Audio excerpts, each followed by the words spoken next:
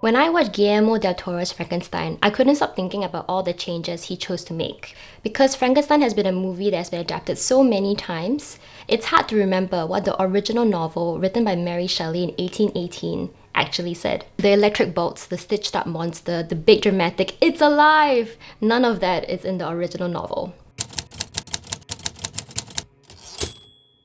When I heard that Del Toro was directing this new movie, I was instantly curious because he has openly said in many interviews that he's a big fan of Frankenstein and he was obsessed with the novel when he was a small child. And if we need further proof that Del Toro is a huge fan, we can look no further than the new annotated Frankenstein, where Del Toro actually wrote the introduction. And when a filmmaker loves the source material so much, that really excites me because any changes that they choose to make to the story tends to be a very deliberate choice, not a practical shortcut or a misunderstanding of the original material, but really it's a deliberate storytelling choice. And as someone who loves stories, I wanted to dig into that a little bit deeper. So in this video, I'll be walking through some of the big changes that Del Toro makes to the story, not to say whether it's right or wrong, but to really understand what he's doing as a storyteller and also what his choices reveal about the classic story. The film starts right in the middle of the action. We see a ship trapped in the iceberg, a dying man they rescued on board, and in the distance, a monster approaching. If you read the book, this scene will be familiar. But rather than it happening right in the beginning of the story, in the book, this is actually happening right at the end, when the creature confronts Victor at the end of his life. But Del Toro decides to move this scene forward and to use it as an anchor point. Del Toro is choosing to anchor the story with this final confrontation. We begin the movie already knowing that Victor and the creature are locked in some kind of fatal conflict, even though we don't yet know who is right, who is wrong, or how they ended up here. What manner of devil made him? I did. I made him. This uncertainty is what drives the narrative forward for the rest of the movie, the unfolding of events so that we can understand how they got here, in this ship with Victor dying and the creature determined to harm him. Within the first few minutes of the movie, Del Toro throws us the central question of Frankenstein. Between the creator and the creature, who wronged whom? Who is to blame? The captain immediately firing at the creature tells us something important too. Society's instinctive reaction to him is violence. Shelley shows this repeatedly in the novel, but Del Toro puts it front and center here. We meet the creature with fear rather than curiosity or marvel. I found this first action scene to be really intricately placed by Del Toro. When the crew members are trying to take the creature down, the creature evokes violence and shows immense strength. This makes him monstrous. But when the captain shoots the ice, the action slows, and we see the monster struggle to stay afloat. This tugs at our heartstrings and makes us pity the creature. So within the first 8 minutes of the film, Del Toro gives us both sides, fear and empathy. Without us knowing neither Victor nor the creature's stories, we already get a sense of their dynamic and the central question. If you ask anybody on the street what the story of Frankenstein is about, they will likely say it's a cautionary tale about the dangers of science, a warning not to play God. But upon closer reading of Mary Shelley's novel, something surprising jumps out at me. There is very little said about the science at all. She doesn't describe the experiments, she doesn't discuss the methods of how the creature came to be. She spends one paragraph, literally one paragraph, talking about the moment of creation when the creature awakes, and that is less time spent than the descriptions that she had about the Alps. But instead, she spends most of the book covering the emotional fallout after the creature is created. She writes about Victor's guilt and fear. She writes about the creature's loneliness and how the two of them become each other's ruin. That's what most of the book is spent on rather than the science. But does this mean that our understanding of what the theme of Frankenstein is actually about, is it wrong? Is it not really about the science? Well, not exactly. The clue is in the name. The full title of the original novel, published by Mary Shelley in 1818, was Frankenstein or the Modern Prometheus. Shelley is drawing a direct comparison between Victor Frankenstein and Prometheus, who is the Greek titan who stole fire from the gods and gave it to mankind. Zeus then punishes him by chaining him to a rock, where an eagle will eat his liver every day, and his liver will be regenerated overnight. Cheerful. So it's easy to assume that Shelley is saying Victor Frankenstein went too far with knowledge. But it doesn't really explain why she doesn't touch upon more about the science in her book. I had the same confusion, so I read up a little bit more about the myth of Prometheus, and it turns out that the myth that we all knew is actually quite a bit larger. Prometheus isn't just the bringer of knowledge, he's also the creator of mankind. He shapes humanity out of clay, molds them with his hands, and then gives them the spark of life. But when he gets chained to the rock, he fails to properly care for what he has made. Doesn't that sound familiar now? That does sound like Victor Frankenstein. Now it makes sense why Shelley spends so much time showing the emotional fallout. The big moral of Frankenstein isn't just don't play God, but more importantly, be responsible for what you create. We know that Mary Shelley had a very difficult relationship with her father, so it's no coincidence that so much of the story of Frankenstein revolves around the relationship between creator and creature, father and son.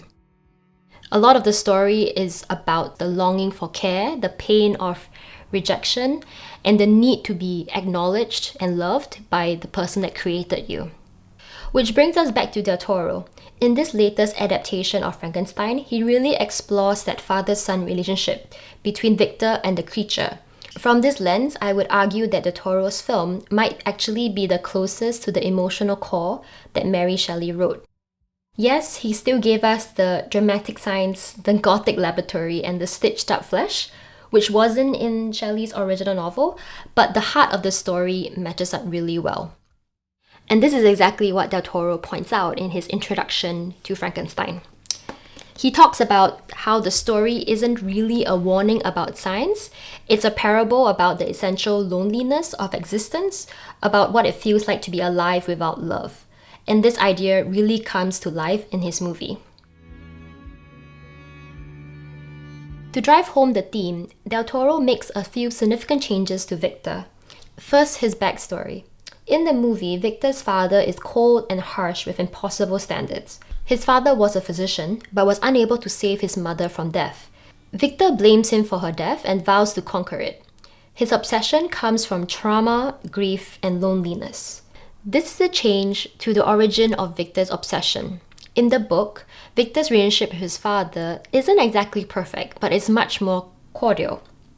Victor describes it as, "My father was easily induced to comply, for a more indulgent and less dictatorial parent did not exist upon earth." In the novel, Victor's obsession doesn't come from grief or loss at all. It actually starts with the books that he read when he was a child, Agrippa and Paracelsus. These are writers and thinkers that wrote about immortality, the philosopher's stone, and alchemy. In the book, what sparks his journey isn't about the grief he felt for his mother. What drives him is really the pursuit of knowledge, wanting to know what nobody else knows. As Victor puts it, in a scientific pursuit, there is continual food for discovery and wonder. Del Toro flips this, making it about Victor's loneliness and pain, about the relationship he has with his father, a father who failed him. So not only is the theme of creator and creation explored through Victor and the creature, it is also strengthened by Victor's relationship with his father, where Victor's actions mirror his father's. Giving Victor a tragic backstory makes us sympathetic, at least initially. We understand why he's obsessed with conquering death. But we quickly start to wonder how far is too far.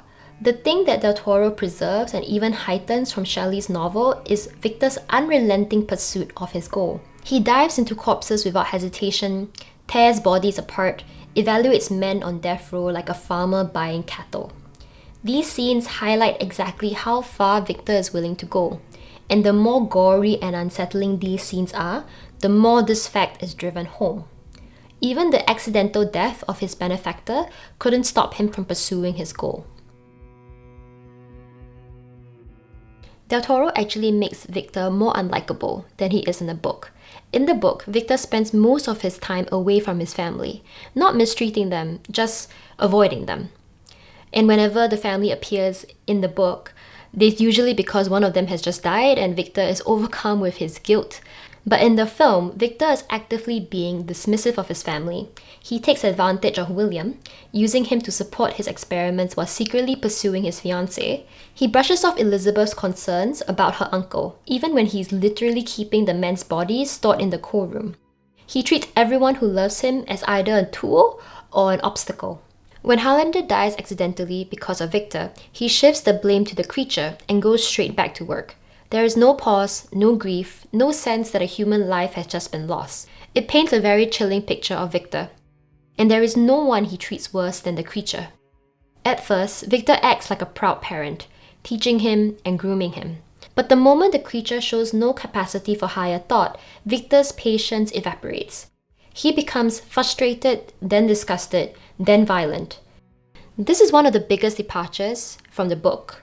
Book Victor never took care of the creature at all. The moment the creature awakes, he flees, disgusted by the creature's looks. But instead, movie Victor does raise the creature, at least for a time, but he fails him in a different way. He fails him by raising him in the most conditional, loveless way possible.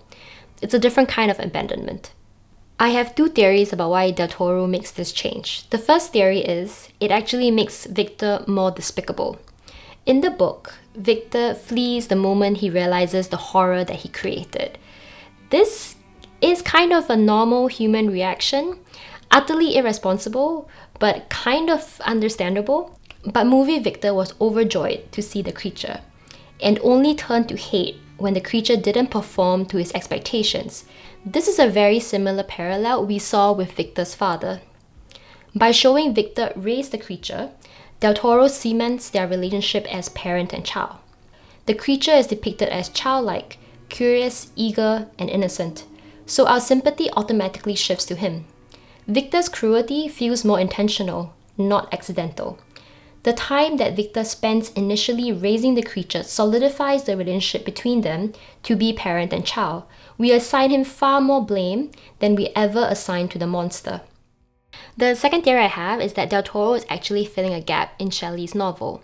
In the book, Victor creates the creature by very carefully selecting the body parts for it. His limbs were in proportion and I had selected his features as beautiful.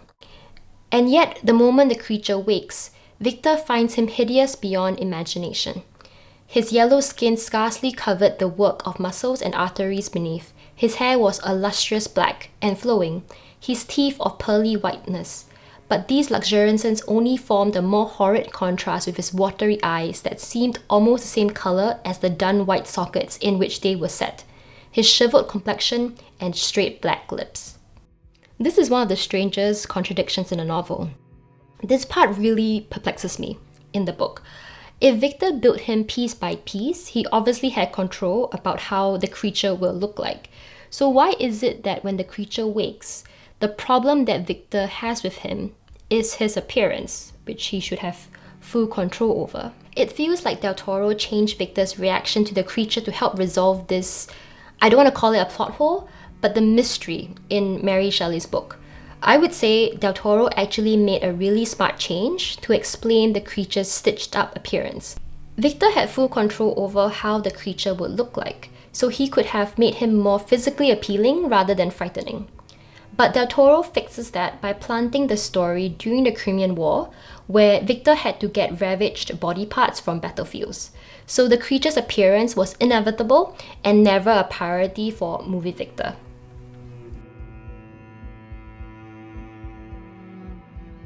In Mary Shelley's novel, everything is filtered through layers of narration. We hear about the events through Walton, who is the ship captain. He writes letters to his sister, describing what Victor told him. Even the creature's story is filtered through Victor and then through Walton. So it's like narrative telephone. We don't actually hear of the events in the first person. Shelley does this intentionally. These layers create distance, doubt, and ambiguity about what actually happened. In the book, we never hear the creature speak directly to us. The closest that we get is when the creature is on board the ship speaking to Walton, and Walton is reporting about what the creature said to him. So even then, it's filtered through Walton's perspective, and possibly the need for Walton to justify why he let the creature go, despite promising Victor that he would kill him. So Del Toro makes a very bold choice when he splits the stories. First, we hear Victor tell his side of the story to the captain. And then later, partway through the movie, the creature boards the ship and tells his story too. Both of them are telling their stories to a neutral third party, asking to be believed. The captain represents us, the viewer. Victor and the creature are pleading for us to see their side of the story. This is a huge shift. In the book, Victor controls the narrative. He controls the tone, the framing, and even the creature's voice. We only know the creature through Victor's fear, disgust, and guilt. But in the film, the creature gets to speak for himself. It becomes a true he said, she said. And suddenly the question isn't just what happened, but whose version do we trust? Emotionally, this matters so much. When we hear the creature describe his experiences in his own words, everything tilts. We understand his confusion, his loneliness, and how violently the world treated him. This shifts the tonality of the creature. Instead of being a horror, he becomes a victim of the world he was born into. This paints the creature in the light of the victim, more than Shelley's book did. And this definitely impacts our conclusion of the story. When I watch the film, I come away pitying the creature, seeing him as a lonely, confused child who tried to understand a world that met him with violence. Once the creature begins telling his own story, everything shifts, and this is where Del Toro made some of the most significant changes to Shelley's novel. In the book, the creature is sympathetic, but he's also dangerous in a way that Shelley doesn't soften. He strangles William, frames Justine for murder, kills Henry, and murders Elizabeth out of anger and despair, all to make Victor suffer. But Del Toro makes a very different choice. The creature in the movie is not malicious, he is confused, childlike, and deeply lonely. Any violence that follows him is accidental, not vindictive. He kills William by accident and only lashes out when attacked. And unlike in the book, where he leaves a trail of dead bodies for Victor to find, the creature in the movie never purposefully kills any important named character. The deaths he caused was self-defense or in the pursuit of Victor. And tellingly, all nameless, faceless characters. So the creature's most violent actions are never about who he is, but about how the world treats him. The effect of this is that we sympathize with the creature, we think him innocent. The blame is on Victor, who failed him as a parent. The creature, if he's a monster, is a monster created not by science, but by neglect. So when the creature tells his story to the captain, we don't just hear a monster justify himself. We hear a child ask, "Why didn't my father love me?" And Del Toro's choice for having the creature tell his story directly heightens our belief in his words and makes us side with him, because we hear the creature's story as a flashback. Whereas in the book, again the narrative telephone, it is told through Walton's letters or Victor's narration of what the creature told him. And in the book, Victor even claims that the creature's words cannot be trusted. He insists that the creature has powers of eloquence and persuasion, implying that his story might be manipulative, designed to win sympathy. And honestly, in the book, Victor kind of has a point. The creature describes himself as somebody forced into violence by misery and rejection. But his actions don't really match his words. He frames Justine for murder. Coldly, not knowing her as anything but a stranger, he murders Elizabeth on her wedding night, just purely to punish Victor. So his depiction in the book is vastly different from the movie. In the book, the blame the creature is responsible for is much more ambiguous. And through the nested narrative, Shelley very intentionally keeps it ambiguous. When the creature asks Victor for a companion and swears that he will disappear from mankind once a companion is granted, we don't know if he's telling the truth or being manipulative. Rather than a childlike innocent, the book creature is much more eloquent, and the more he speaks, the more we see him as a thinking, intelligent creature, someone who can think for themselves and should be responsible for their actions. In contrast, Del Toro removes nearly all of the creature's morally indefensible actions. He doesn't kill any major character intentionally. He is even seen to have a deep connection to Elizabeth, rather than murdering her as he did in the book. The result is that the movie pushes us, very deliberately, onto the creature's side. Let's talk about Elizabeth. When I first watched the movie, Elizabeth gave me very Bella Swan energy, from falling in love with a literal monster after meeting him twice, to a complete lack of self-preservation instincts. The comparison is pretty clear. But to be fair, this kind of behavior is probably a lot more appropriate for a Victorian lady. All jokes aside, the Elizabeth in the film is significantly different from Shelley's Elizabeth, and the changes that Del Toro makes have a real emotional impact on the story. First, we have to know that there are two versions of Elizabeth that Shelley wrote.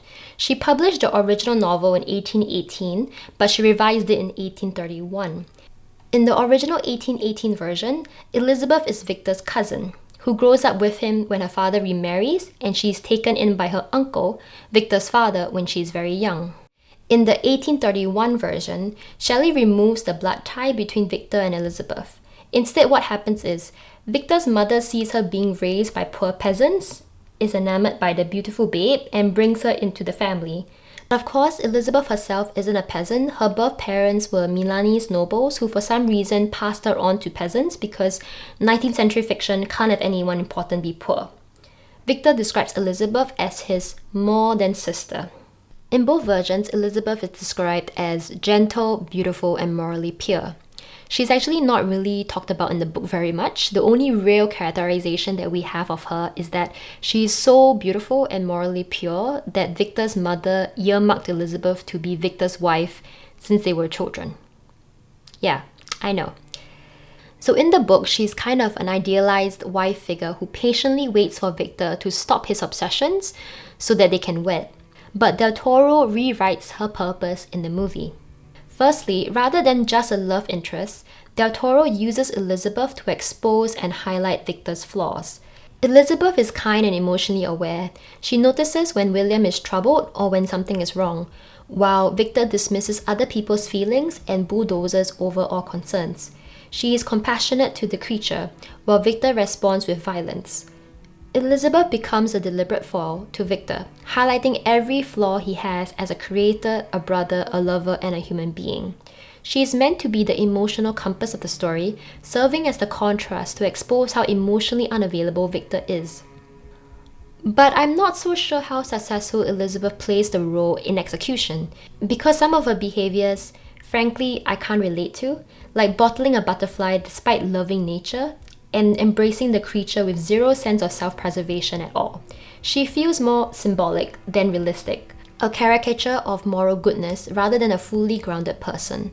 But honestly, Shelley's Elizabeth is also an impossible standard of feminine goodness and purity, so this isn't new. This probably speaks more to how women are portrayed in literature going back to Victorian times, but this isn't the video about that.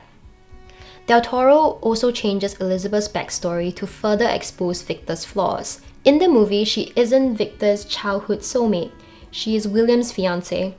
And when Victor pursues her, to the extent of keeping his younger brother busy so that he won't interrupt, we see Victor's selfishness up close and personal. His behavior is selfish, entitled, and emotionally reckless. These small but telling moments make movie Victor more flawed and more responsible for the emotional harm around him. Del Toro's changes make us see Victor not as a tragic genius, but as a man whose emotional negligence destroys everything he touches.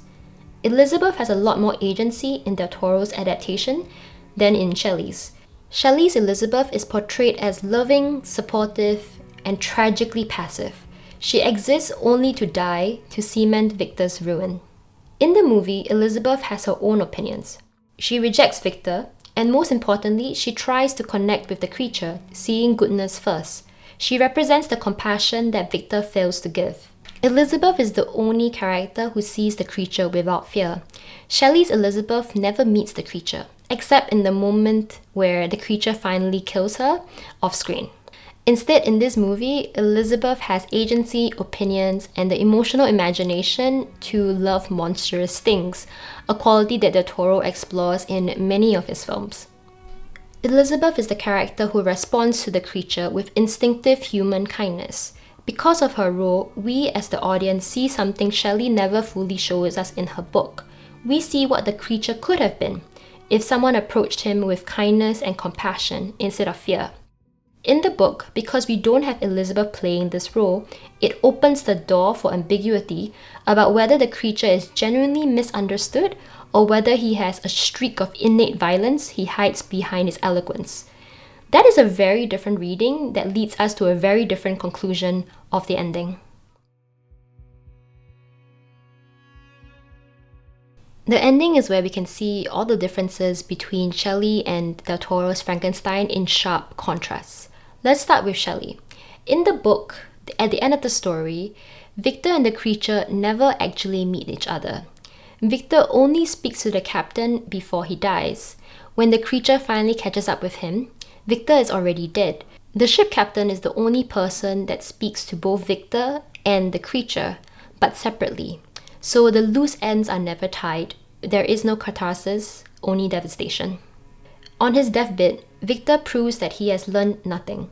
He regrets creating the creature, but he doesn't regret abandoning him. He insists he was morally right to deny the creature a companion, weighing one monster's happiness against the potential danger of two monsters existing. To Victor, the math is simple. It is clear that Victor believes that the creature is inherently evil, and thus he is morally justified for abandoning him. Most tellingly, Victor's last wish is for Walton to kill the creature. He asks Walton to promise to do what he could not, so his final act is not of compassion or remorse, but of vengeance. When the creature finally reaches the ship, Victor is already dead. The creature mourns for Victor, the only person that could have understood him. He declares his decision to die, disappearing alone into the ice, lost in darkness and distance. It is the bleakest ending imaginable. They have brought each other to ruin. There is no connection, no forgiveness, no hope. The way I read this ending, I think Shelley's message is this is a tragedy born not of scientific ambition, but of moral failure. Victor's flaw is not that he created life, but that he refused to love what he created. Whereas in the film, Del Toro lets the final conversation happen. Victor and the creature speak to each other. Victor hears the creature's story, and he cries, truly seeing the creature for the first time. He recognizes his failures. That's something that Shelley's Victor could never do. And this scene, when I first watched the movie, it felt rushed. It felt abrupt when the creature went from condemning Victor to forgiving him. But after thinking about it, I now understand why Del Toro made this choice. The creature forgives Victor the moment Victor admits his guilt. This drives home the point that all the creature wanted was acknowledgement and love. And it is incredibly bittersweet that he only gets it when Victor dies. Because of the changes that Del Toro makes, the moral story of the ending is unmistakable. Victor calls the creature his son and asks for forgiveness. It is clear what his failing was in a way that Shelley's ending wasn't. In the film, it is loud and clear that Victor's fault was not that he created the creature, but that he abandoned it. Because Shelley's writing is more ambiguous, we don't get the same childlike innocence from the creature, we don't get the clear father-son relationship between Victor and the creature, so the message is more subtle. We can infer that that is the moral of the story, but it's not as upfront as Del Toro's script. It is difficult to say which version is better, Shelley or Del Toro's. I would say that Shelley's version is more intellectual. As a reader, you have to peel back layers to figure out exactly what Victor's flaw is and what the moral story is trying to say. And because we don't get that final confrontation, the tragedy of the story is more understood than felt. Whereas in Del Toro's version, because we see the closer relationship between Victor and the creature, that father-son relationship, and we see the creature being a lot more childlike, it's a lot easier to ascribe blame of who was really at fault here. And because we had that final confrontation scene where the creature lets go of his anger the moment that Victor apologizes, the moral story becomes crystal clear. So I would say that Del Toro's story is a lot more emotional rather than cerebral, whereas Shelley's version is a lot more intellectual. You know, it really depends on what kind of movie and story you like. I personally like both. It was interesting to compare and contrast to see, you know, what was happening to each. And I have to say that Del Toro's movie helped me understand Mary Shelley's book better, which is, I wouldn't say it's a difficult read, but it is difficult to figure out what the core message she is trying to portray, because it is sometimes at parts so ambiguous. So that was my very long analysis of Frankenstein. Do let me know in the comments what you thought about it. I love this book and I love this movie, so I have a lot of thoughts. I would love to hear what you think. If you like this kind of movie analysis, you can check out my previous video where I did analysis on Knives Out, one of my favorite movies of all time. Thank you for watching. Until next time.